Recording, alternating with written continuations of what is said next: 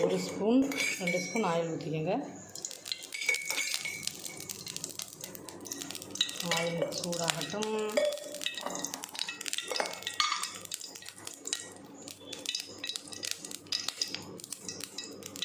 ஒரு 1/2 ஸ்பூன் அளவு வெந்தயம்,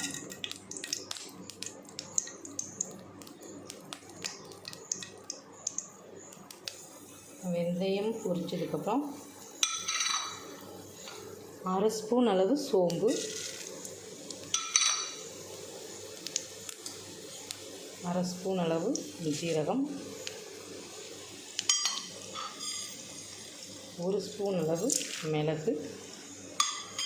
இது நல்லா 5 பல் பூண்டு, ஒரு 2 சில்லளவு தேங்காய், ஒரு பெரிய பழமான தக்காளி, ஒரு 20லிருந்து 25 சின்ன வெங்காயம். இது எல்லாத்தையும் அதில் போட்டுக்கலாம்.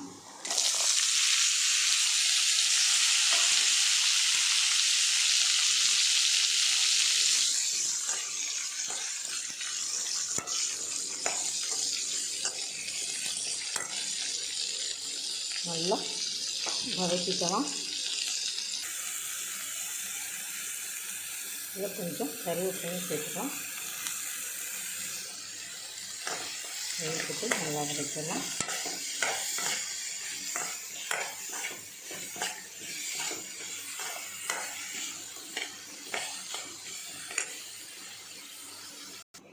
இப்போ வதக்கினதை நம்ம இந்த பக்கம் எடுத்து வச்சிடலாம். ஆறட்டும். நல்லா இந்த பக்கம் சாதம் வெந்துக்கிட்டு இருக்கு. இப்போ நம்ம இன்னொரு கடாயை வச்சு அதில் 2 ஸ்பூன் ஆயில் ஊற்றிக்கலாம்.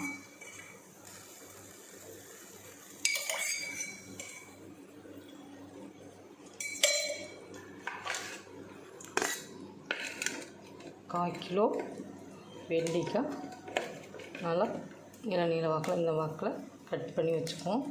அதை இதில் நல்லா போட்டு வதக்கிக்கலாம்.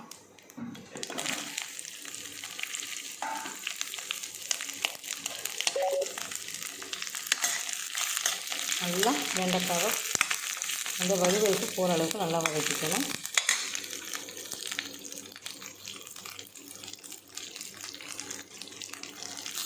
இப்போ இந்த அளவு நல்லா வெண்டைக்காய் வதங்கிடணும். இதை நம்ம ஒரு பிளேட்டில் மாற்றிக்கலாம்.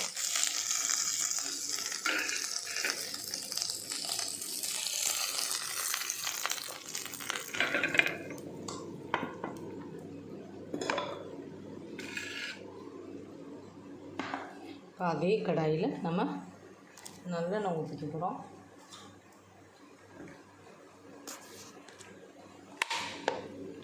நல்லெண்ணெய் ஒரு 4 ஸ்பூன் ஊற்றிக்கலாம்.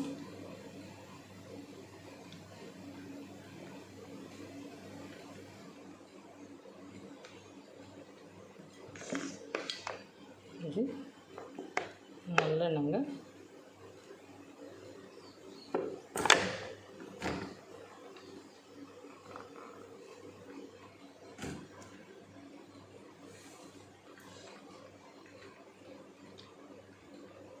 ஒரு 3 ஸ்பூன் ஊற்றிருக்கேன். இப்போ இந்த அளவு இருக்கட்டும். இதில் ஒரு 1/2 ஸ்பூன் வெந்தயம், 1/2 ஸ்பூன் வெந்தயம், 1/2 ஸ்பூன் அளவு சோம்பு, ஒரு கொத்து கருவேப்பிலை, கொஞ்சமாக சின்ன வெங்காயத்தை பொடியாக கட் பண்ணி வச்சுருக்கோம். 1/2 பழம் தக்காளி, அதையும் பொடியாக கட் பண்ணி வச்சுருக்கோம். இப்போ வெங்காயத்தை முதல்ல சேர்த்துக்கலாம்.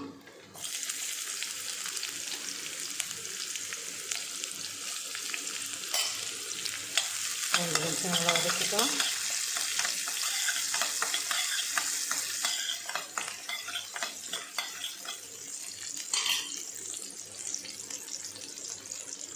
வெங்காயம் நல்லா வதங்கிடுச்சு. இந்த தக்காளியும் சேர்த்துக்கலாம்.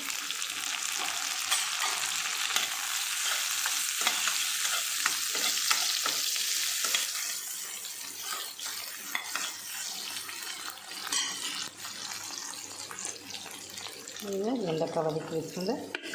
வெண்டைக்காய் நல்லா வதக்கி வச்சுருக்கோம். இது சேர்த்துக்கலாம்.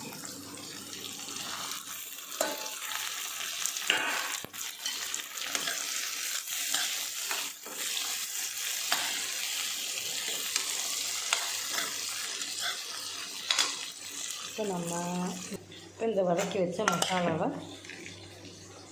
நம்ம மிக்சியில் போட்டு அரைச்சிக்கலாம்.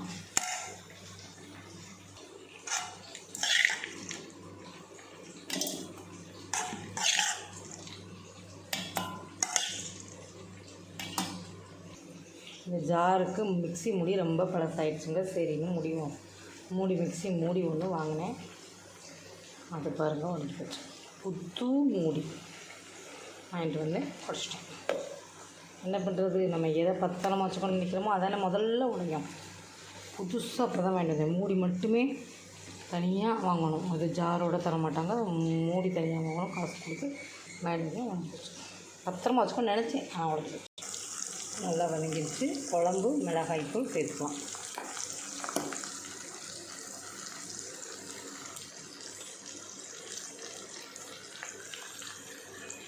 ஒன்று 2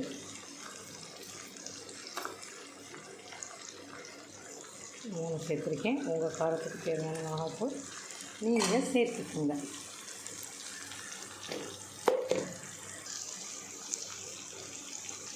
ஒரு ஸ்பூன் மஞ்சள் தூள். இந்த எண்ணெயிலேயே அதை நல்லா வதக்கிடுங்க. அப்போ தான் நமக்கு குழம்பு சூப்பராக இருக்கும். நல்லா எண்ணெயிலேயே வதக்கிடுங்க. இப்போ அரைச்ச இந்த மசாலாவை நம்ம சேர்த்துக்கலாம். இப்போ அரைச்ச இந்த மசாலாவை நம்ம சேர்த்துக்கலாம்.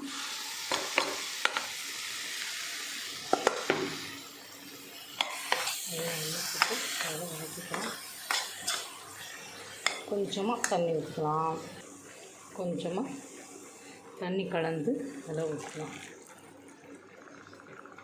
ஊற்றிட்டு இதை நல்லா கிண்டி விடலாம். செம்ம டேஸ்ட்டாக இருக்கும் இந்த புளிக்குழம்பு. இதில் நம்ம கொஞ்சமாக புளி ஊற்றிக்கலாம். இது புளி கரைச்ச தண்ணிங்க. புளி தண்ணி அதை ஊற்றிக்கலாம். கரைச்சி நல்லா வடிகட்டி வச்சுருக்கோம். ஊற்றிக்கலாம். ஊற்றி நல்லா இதை ஒரு கலக்கிட்டு ஒரு 10 நிமிஷம் மூடி போட்டு வச்சிடலாம். நல்லா கொதிக்கட்டும். பச்சை வாசனைலாம் போகிற அளவுக்கு நல்லா கொதிக்கட்டும். மூடி போட்டு மூடி வச்சிடலாம்.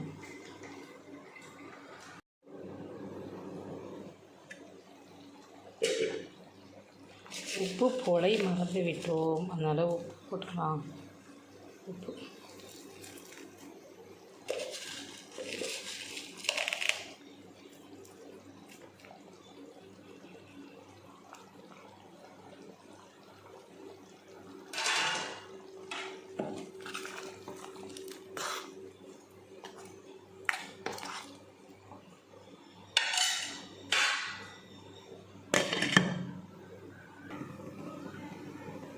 ஒரு 15 நிமிஷம் ஆயிடுச்சு.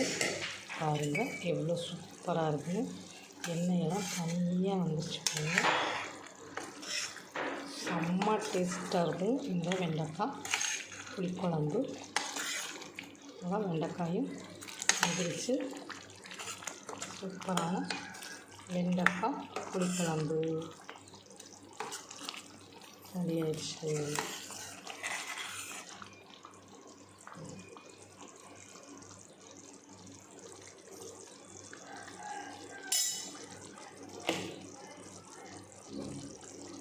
அடுப்பை ஆஃப் பண்ண வேண்டியதுதான். அப்படியே மூடி வைக்க வேண்டியதுதான். சூப்பர். தேங்க்யூ.